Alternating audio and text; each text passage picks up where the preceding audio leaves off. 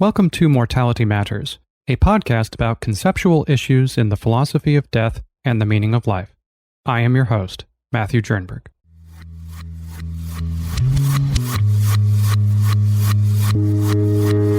What happens to us after we die? Is there an afterlife for us to go to? Or is death the end? Suppose you were on the fence about it. What kind of evidence would count so as to figure this out? The observations of others might be useful, and as it turns out, some claim to have gone to an afterlife of some sort or another, and returned to tell the tale. They have had what can be described as a near-death experience. But are near-death experiences really evidence of the afterlife? In this episode, I'm covering Chapter 8 of John Martin Fischer's book, Death, Immortality, and Meaning in Life.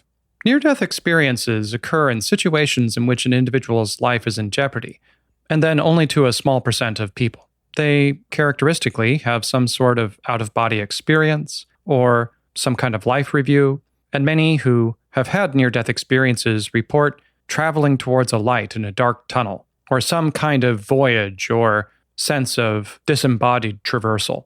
So in this chapter and the next, John Martin Fischer gives a shorter version of his arguments that he spends a whole book on with his co-author Benjamin Mitchell Yellen in Near-Death Experiences, Understanding Visions of the Afterlife.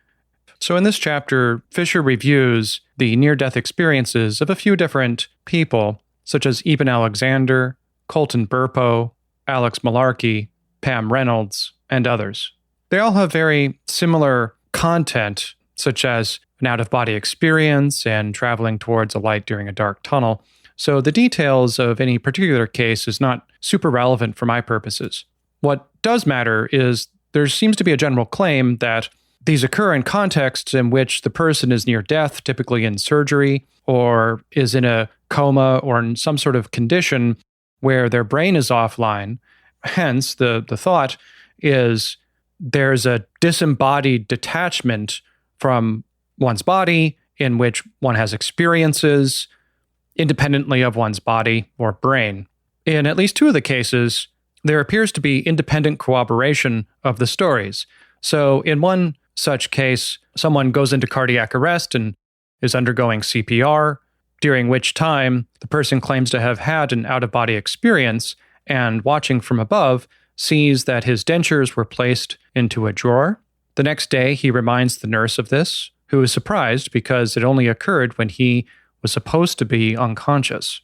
And in another case, when Pam Reynolds was undergoing surgery for a brain aneurysm, she was under anesthesia, and so she couldn't have been conscious, and yet, after the surgery, she reported specific conversations from the medical team about some of the details of her case that she couldn't have overheard while she was unconscious. So what both of these stories point to is, insofar as there is independent corroboration for the veracity of one's claims while in a near-death experience, this gives some evidence to believe that near-death experiences are real in a objective sense, that one really does leave one's body and one can have this kind of out-of-body experience, which is not an illusion or hallucination, but is as real as it is represented as. That is to say, that one really is out of one's body. So Fischer tries to distinguish between two different senses of real that we use, one being subjective and the other being objective. Fischer doesn't deny that the people who underwent these near-death experiences actually had those experiences. He doesn't deny the reality of their experience. Those who do, he would describe as a near-death experience denier. That even though a few of these people, such apparently as Alex Malarkey, turned out to be fraudulent because he later claimed that he made it up and he didn't actually have the experiences that he claimed to. Not all such people are fraudulent, and some may actually have had those experiences. However, just because they had the experience doesn't mean what they were experiencing is as they thought it is. That is to say that the experience were veridical. In this way, Fischer thinks of these near-death experiences as a bit like dreams. People really dream. They really do have the experience in the dreams as they are depicted, in the sense that if you have a dream of flying around or something, that really is an experience you have in the dream, but in reality, you never actually fly around. Not in the way that you dream about it. Dreams are a kind of hallucination.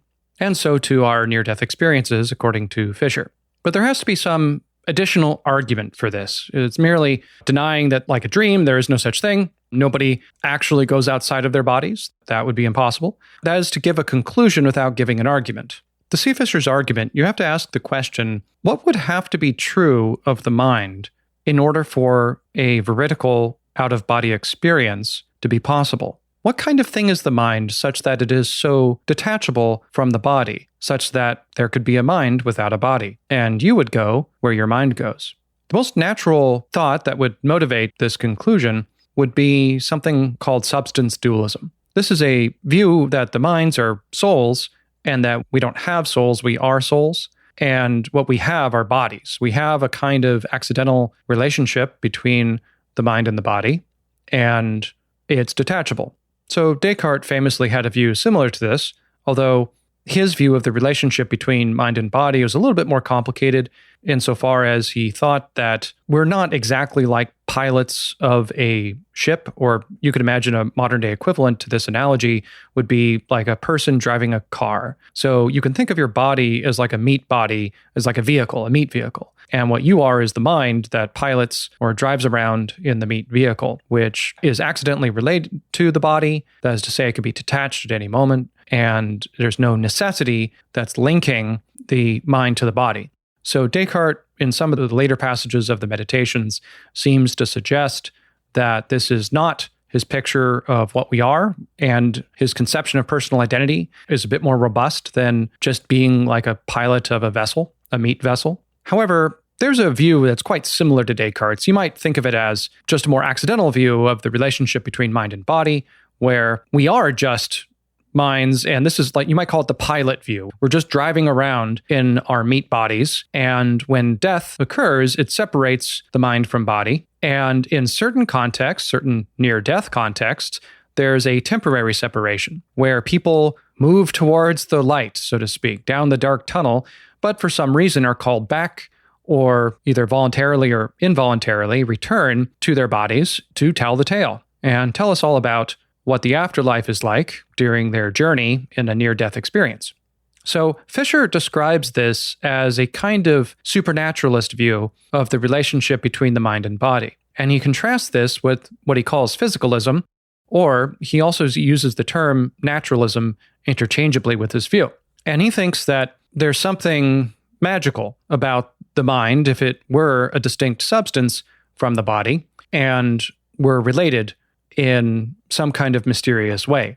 What he's alluding to here is this famous problem of mind-body interaction, sometimes called as the mind-body problem. If the mind were a wholly distinct kind of thing that is independent of the body, such that it's possible for there to be a mind without a body, then how is it possible for the mind to interact with the body, both in terms of what you might call upwards causation and downwards causation? So upwards causation is, think of perception or sensations. It's when some change is produced or brought about in the body, and that produces a change in the mind. So for instance, if you touch a hot stove, you feel pain. So there's the movement of the body, which comes into contact with the hot stove, and then that produces a change in the mind, which is a sensation of pain as one's hand is burned. Likewise, there's downwards causation, in which a change in the mind produces a change in the body. So, for instance, that sensation of pain triggers something. Your mind may not consciously control the jerking of your hand away from the hot stove, and yet there is some kind of control that is being exerted, presumably by your mind, which produces a change in your body and retracts your hand from the hot stove. That would be an instance of what I'm calling downwards causation. So there's this kind of interaction, which involves both upwards and downwards causation between the mind and the body, and that interaction would seem to be quite mysterious if the kind of thing that minds are is an entirely different kind of thing than bodies and other physical interactions. So you might think, for instance, given the way causation works, that when one billiard ball hits another billiard ball, there's a kind of transmission of force. One material object hits another at a certain speed and momentum, and some force is transferred to that other thing. And so there's some way of explaining it, perhaps using Newtonian mechanics, that can be explained how it is that the mechanism of causation operates, in which one billiard ball, say the white ball, hits the black ball, which then goes from a resting position to moving across the billiard table. And of course, neurophysiologists produce very similar kinds of mechanistic explanations for how the nerve system works, both the central nervous system or the sympathetic nervous system, in producing changes in the brain, and how the brain seems to undergo different kinds of changes so as to produce movement in the body. In the process of these explanations, there doesn't seem to be any kind of immaterial element. Even if the neurophysiologists or neurologists have not fully explained how action works or how the mind works, the thought is this is an incomplete picture from science, that they're filling in the gaps. And so far, there's been no good reason to think or suppose that we're going to introduce immaterial causes into the picture. And yet, this is what the substance dualist is committed to. There being some kind of immaterial cause. It has to be immaterial because it's substance dualism. As a view, the mind is a distinct kind of thing. It's not made out of matter the way a billiard ball or any other material object is composed. It's made of different kind of stuff, like soul stuff, which is a wholly different kind of substance. It's not made out of the elements of the periodic table, which would render it material. So that seems to be the view that's presupposed by many of these people reporting a near-death experience, that at least there's some kind of independence of their mind from their bodies. Whether they would explicitly endorse something as robust as substance dualism is something of an open question, and I think it's a bit uncharitable to characterize a problematic view to many of these people, but at the same time, they seem to speak as if that's how they think of the relationship between the mind and the brain. They distinguish between, they're not the same, according to these reporters of near-death experiences, that what they are their minds or their souls, and that this is something severable and detachable from the bodies. And insofar as that's true, then there's a kind of independence that exists. It's not just merely possible that there could be a soul or a mind without a body, but that there is a mind without a body and out-of-body experiences. That's what makes it out of body. So Fischer thinks that substance dualism is false, and for this reason, the presupposition upon which many of these near-death experiences are premised is undermined, and hence there's no good reason to believe that any of these near-death experiences are veridical. They're like dreams or hallucinations. And insofar as they are dreams or hallucinations, they are not evidence of the afterlife. That's the rough outline of Fischer's argument. But of course, I think we should distinguish between evidence that's misleading versus something that's not even evidence at all. And I think in this regard, Fischer is a bit too uncharitable to these near-death experiencers. And I think what they're reporting does constitute some sort of evidence, although that evidence may be misleading if it leads you to conclude that near-death experiences are evidence of an afterlife. But something can be misleading evidence and still be evidence. Another problematic element of this chapter is Fischer seems to construct a false dichotomy between substance dualism and what he describes as physicalism, which he calls the view that our minds and consciousness are entirely physical, our brains and processes in our brains. So I'm not exactly sure what that means for something to be physical, but typically it means it is fully described by the language of physics, such that, ideally, although he doesn't write about this, were there some best system in which physics were to be finished and all discoveries of the discipline of physics would be discovered and codified into a system of natural laws that could be explicated in a whole detail without remainder. If that was possible, then consciousness would be fully explained under this view.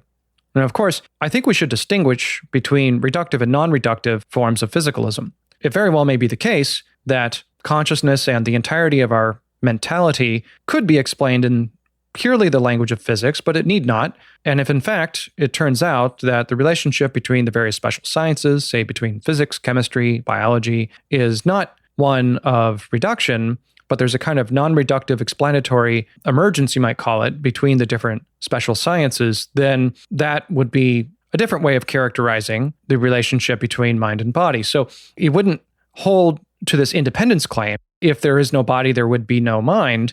And yet a non-reductive physicalist needn't be committed to the claim that causation only occurs at the microphysical level, or that a finished form of microphysics, so to speak, would explain everything in its own terms, that there's a kind of reductive element to physicalistic explanation that would only occur at the microphysical level that may in fact be impossible. So that there are non-reductive and reductive forms of physicalism, and the non-reductive physicalist is not committed to the claim that there's anything supernatural going on. In fact, the non-reductive physicalist is committed to denying that.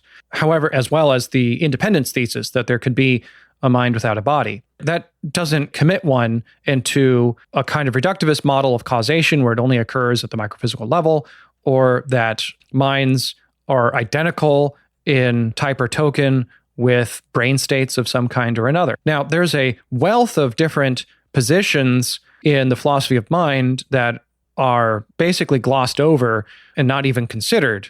Actually, they're not even glossed over. They're just not even considered in this chapter. But I'm pretty sure that John Martin Fischer is well aware of them. And it would have been nice to maybe even have a footnote, if not a section, devoted to trying to make sense of what near-death experiences could be given different theories of the nature of the mind that Fischer is well aware of. So Dirk Perreboom, for instance, has a book defending a non-reductive form of physicalism, which it would be kind of interesting to see if there would be any difference in his take of the matter on near-death experiences than say, a more reductive form of physicalism as exemplified by a figure like Yang Won Kim. I'm not entirely sure, but perhaps nothing would turn on it because they may all agree with Fischer that insofar as the mind is wholly physical in some sense or another, which they may differ about, they would all agree that there's nothing about near-death experiences which would give evidence for a afterlife and for anything supernatural for that matter. So I think all of the physicalists, no matter what flavor of physicalist you may be, would agree to that. However, there are philosophers who reject naturalism or physicalism, what have you, about the mind, and yet also reject the Cartesian view that the mind is a distinct substance from the body, independent of it, that nevertheless causally interacts and produces changes in the body. So, for instance, there's a view of the mind called epiphenomenalism, which typically is paired with what's called properties dualism. This is the view that the phenomenon of like consciousness and the characteristics of our experiences and what it is like to undergo an experience are properties of the activity of the matter of our brains.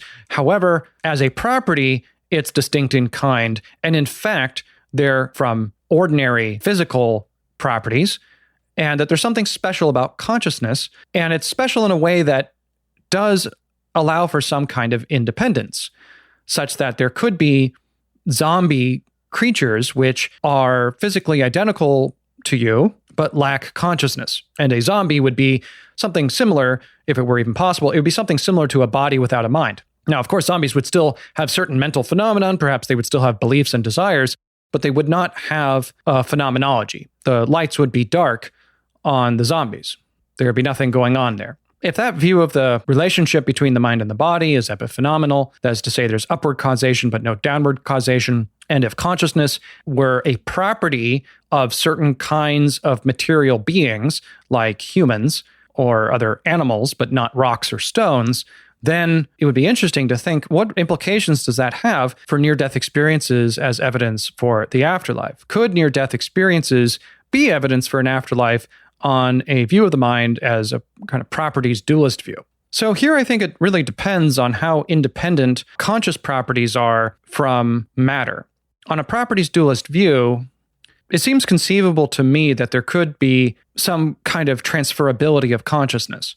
And if what preserves our personal identity is our psychology of some sort or another, perhaps even phenomenal continuity, then it seems to me that on a properties dualist view, it should be possible in principle for a mind to be transferable to like a machine, or to download your consciousness onto a computer of some kind. Of course, it wouldn't, insofar as downloadable content is concerned, one's mind would just come along for the ride with perhaps some sort of informational systems that are duplicated or transferred.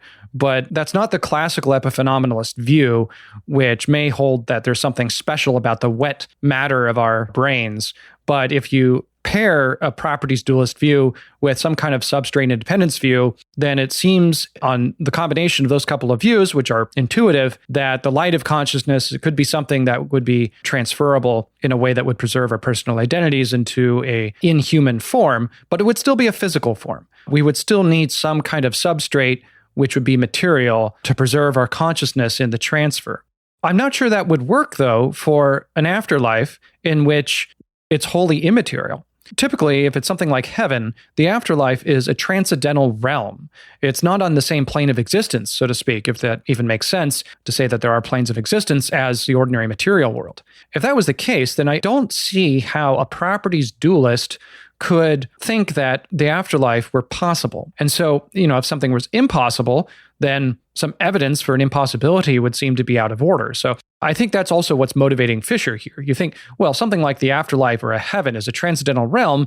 That's not even possible in the first instance. And so any kind of putative experience that people have where they claim to go to an afterlife, they go towards the light through the dark tunnel and somehow come close to, if not arrive at heaven, and then they come back, that would require traversal to a immaterial and transcendental realm as a different plane of existence, which would be inaccessible to us unless substance dualism were true. Now, in the last episode, I wondered what would heaven have to be like if it were possible to go to, even if substance dualism were true.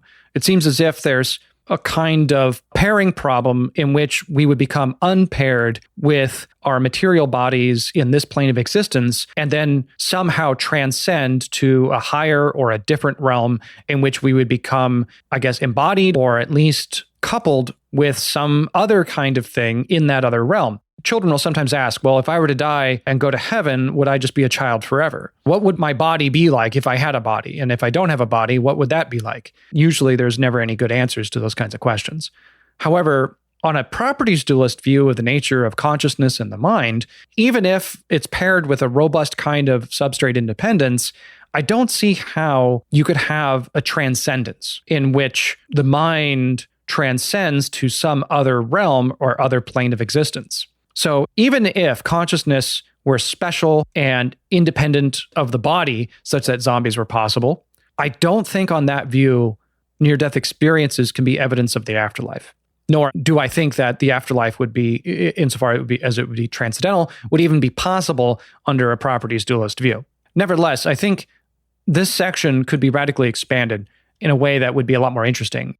Fischer spends quite a lot of this chapter going into the details of various kinds of near-death experiences that are all very similar, and it's not entirely relevant. So I think a lot of the words spent on that could have been spent on different conceptions of the mind and what implications they would have as to whether near-death experiences are evidence of an afterlife.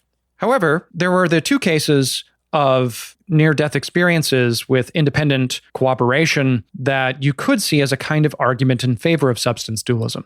So the thought here is that if the brain is offline during a near-death experience, and yet you have an experience, then there must be some sort of non-physical mechanism that produces that experience, such as a soul. So those undergoing a near-death experience, insofar as they're experiencing anything independently of the body, that means something else must be the vehicle by which those experiences are produced. So Fischer finds this argument unconvincing because he thinks that in order for there to be some sort of causation, like upwards or downwards causation, there must be some sort of mechanism.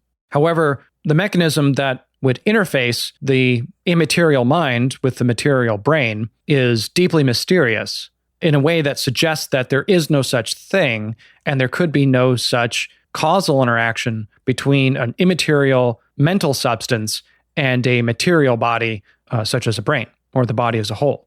So here Fischer is relying on the interaction to do the work here. He doesn't mention this, but Descartes famously and mistakenly identified the pineal gland as the locus in which the causal transmissions between the mind and the brain would occur. As it turns out, that's not what the pineal gland does, but it was a good guess. So what Fischer thinks about these so-called cases of independent cooperation is he thinks that they're so-called because it's not. He thinks that the person with the dentures probably made a lucky guess, and he likely just misremembered it. And Pam Reynolds may have registered the relevant information of the conversation. She didn't actually overhear it. She didn't have a conscious experience because she was unconscious at the time under anesthesia, but the information may have registered in her brain and then later recollected when she was awake.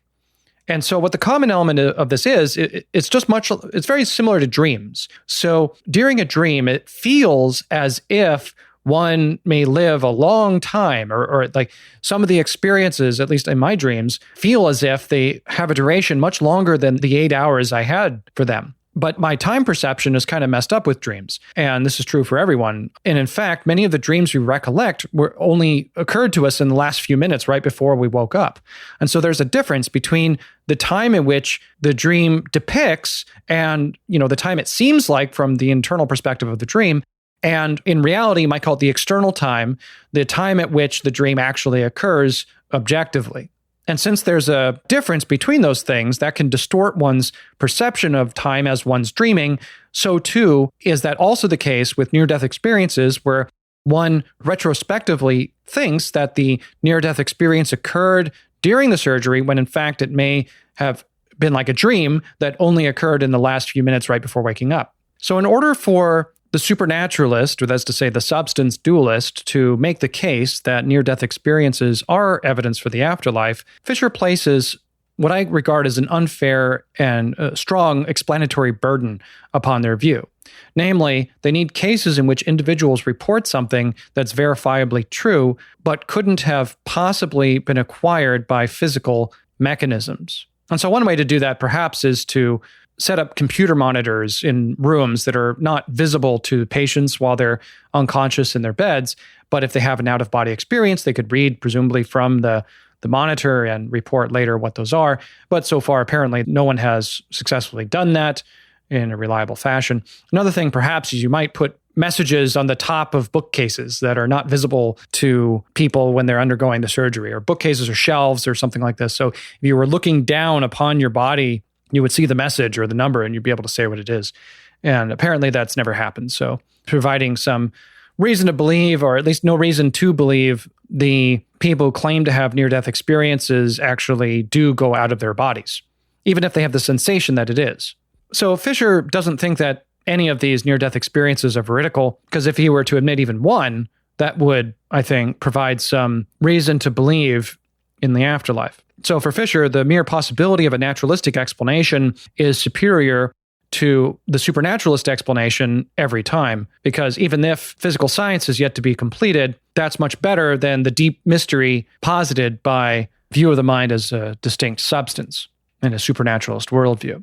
So I actually think this is kind of unfair explanatory burden that Fischer seems to be setting up for his opponents here. Part of the reason is, think about a different world. What if we lived in the Harry Potter world, or in the Lord of the Rings world, or some kind of, it's not the real world, it's not the actual world, but a possible world in which magic were real? Could the mind be a distinct substance from the body in that world? I don't see why not. If physicalism were true, it may be necessarily true. And if that's the case, then in no possible world could the mind be distinct from the body. And yet I don't see a strong argument for that. Or at least for me, I've always been somewhat sympathetic that zombies or other kinds of beings with minds without bodies were possible in perhaps a remote possible world. And yet that's not how it works in the actual world. However, there's something called the conceivability argument in favor of substance dualism.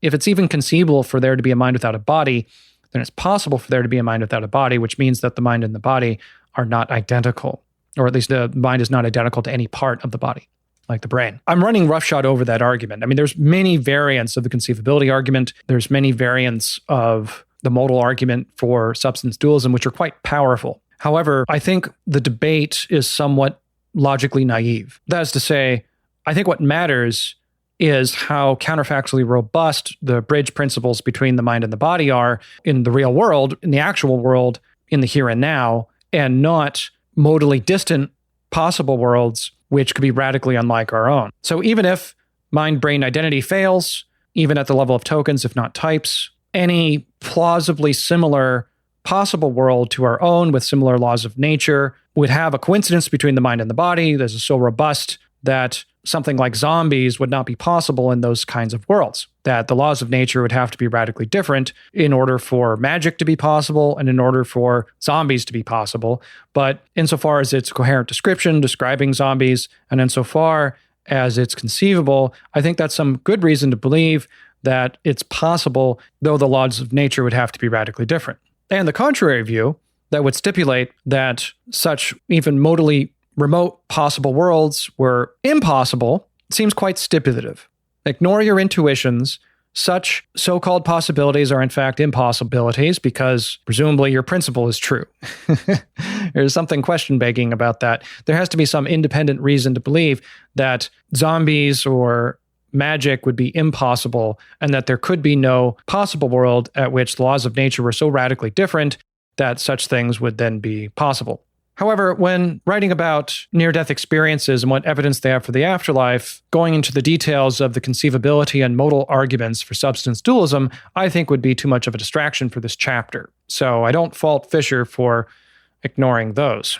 Nevertheless, I think it's instructive to ask yourself, how different could the world possibly be? And if the world were radically different than it actually is, could substance dualism be a more plausible explanation for near-death experiences than the ones that Fischer seems to make up on the fly about some of these case studies and some of these self-reports? Sometimes this comes up in the philosophy of religion about naturalistic evidence for the existence of God. So what kind of evidence should one need in order to believe that there is a God? If an old man in the sky spontaneously appeared and said, "I am God," would that be a sufficient evidence to believe that there's a God? Or perhaps would that be reason to believe that you went crazy? Or you had some other kind of hallucination, or you might pinch yourself to wonder if you're dreaming. And it seems as if no matter how detailed the experience would be, it would only afford a naturalistic kind of explanation, right? So if a head appeared in the sky, that would be a reason to believe that there's some sort of powerful being, which presumably under his own power appears as a head in the sky. That in itself is no reason to believe that the head that appeared in the sky belongs to the same being that may have created the universe. In fact, you're given no reason to believe that anyone created the universe just by such experiences. Now, perhaps this is an inductive argument, so you might think that with a sufficiently robust amount of different kinds of experiences, you could imagine that these would unify into a plausible story, especially if it conforms with one's favorite religious text. However, there is quite the gap, I think, between the philosopher's conception of God and all of its perfections and pretty robust metaphysical properties and whatever kinds of experiences we could have, no matter how exotic. And for similar reasons, you might think that any kind of inductive argument, or at least an inductive argument based on what you classify as a religious experience, would be insufficient to believe in the existence of a God. And likewise, no matter what kind of experience you might have of an afterlife, you might think that that's not really going to work as evidence for an afterlife. Alternatively, you might run that back the other direction. But if that's the case, then why shouldn't Fischer take the reports of people with near-death experiences as evidence for an afterlife, even if it's defeasible or implausible? Seems like the two phenomenon are relatively parallel in my mind. So Fischer thinks that the near-death experience reports seem to have a kind of similarity, not because they're perceiving anything real, objectively speaking, but rather it's because the experiencers have a kind of similarity with respect to themselves. That is to say, there are certain cultural tropes or stories that they share about their following the light down the dark tunnel, which is a metaphorical way of interpreting what they are experiencing, which is basically a hallucination.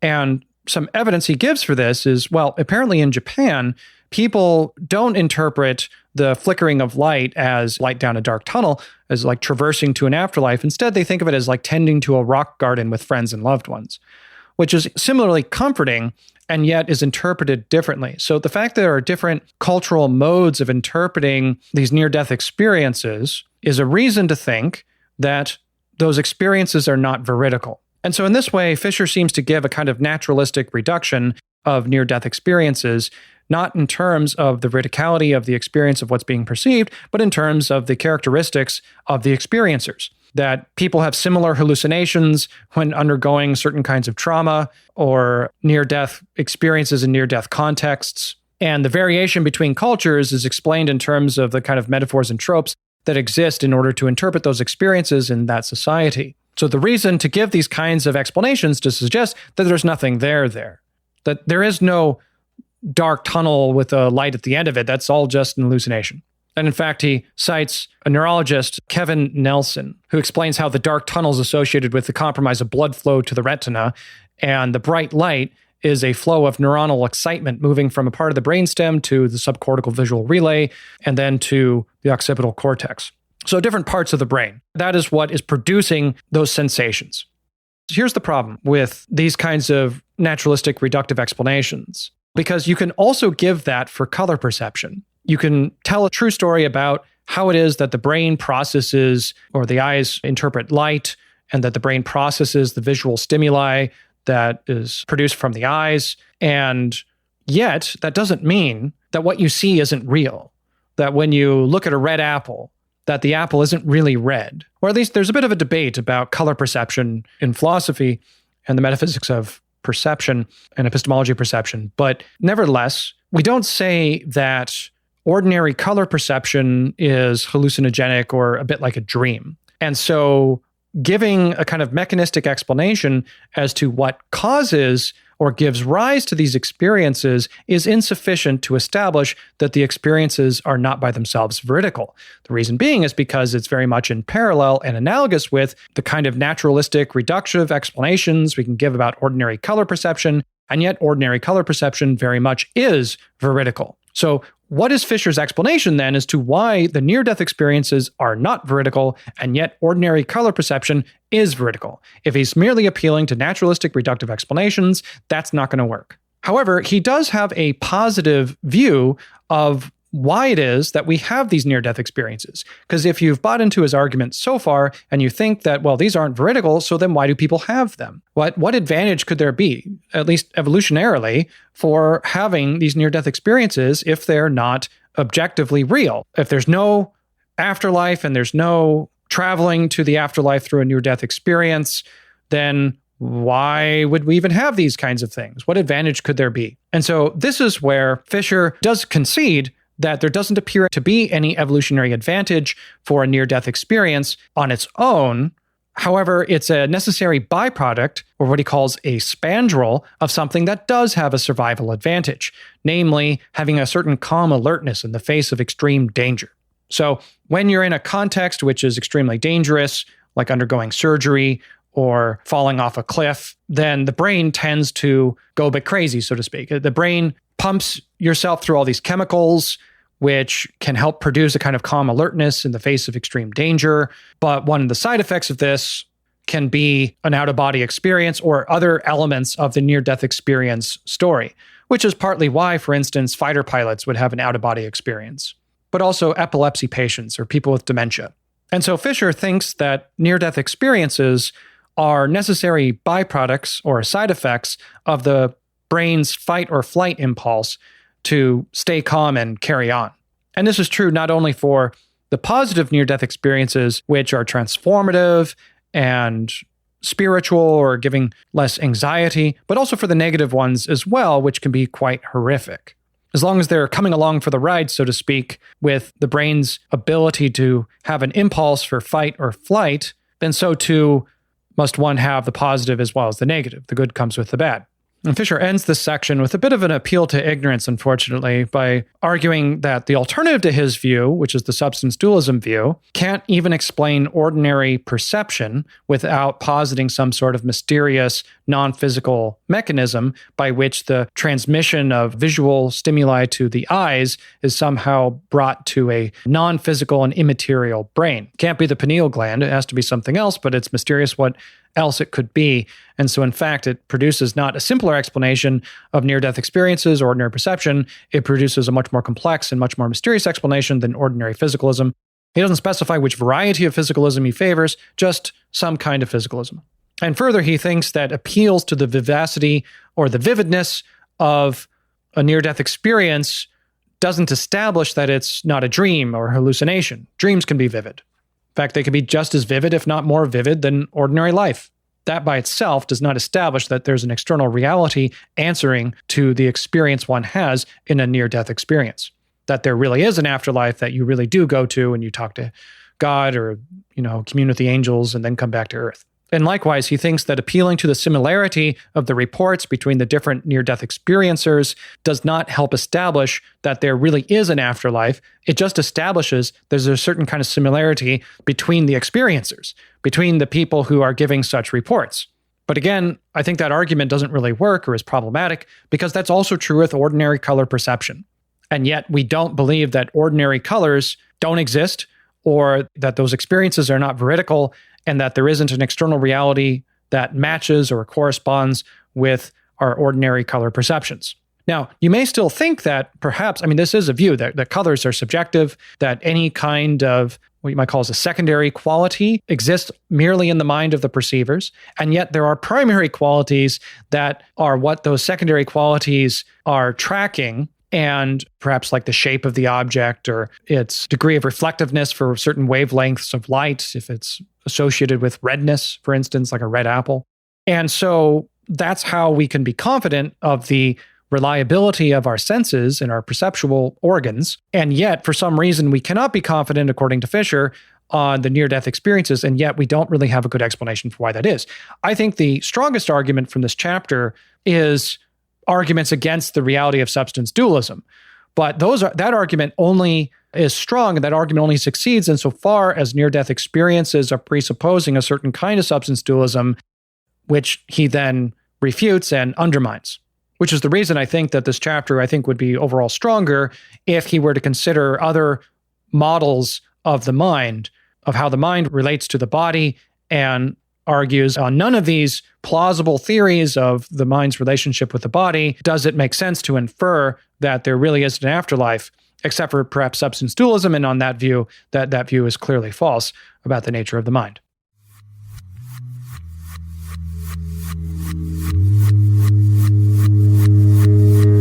All right, so in this episode, we looked at whether near-death experiences really are evidence of an afterlife, and Fischer says no. He thinks that would imply a view of the mind, which is clearly false and deeply mysterious. And in fact, there's nothing supernatural going on. Naturalism is true. The mind is physical. There is no afterlife. And near-death experiences are spandrels of the flight or fight mechanism of the brain. That is to say, there are necessary byproducts of something that is evolutionarily advantageous. So even if near-death experiences themselves are not advantageous, they are byproducts of something that is. So in this way, near-death experiences are no more evidence of an afterlife as a dream is evidence of whatever it is that you're dreaming about. And they have the same kind of status. They're both sorts of hallucinations, according to Fischer.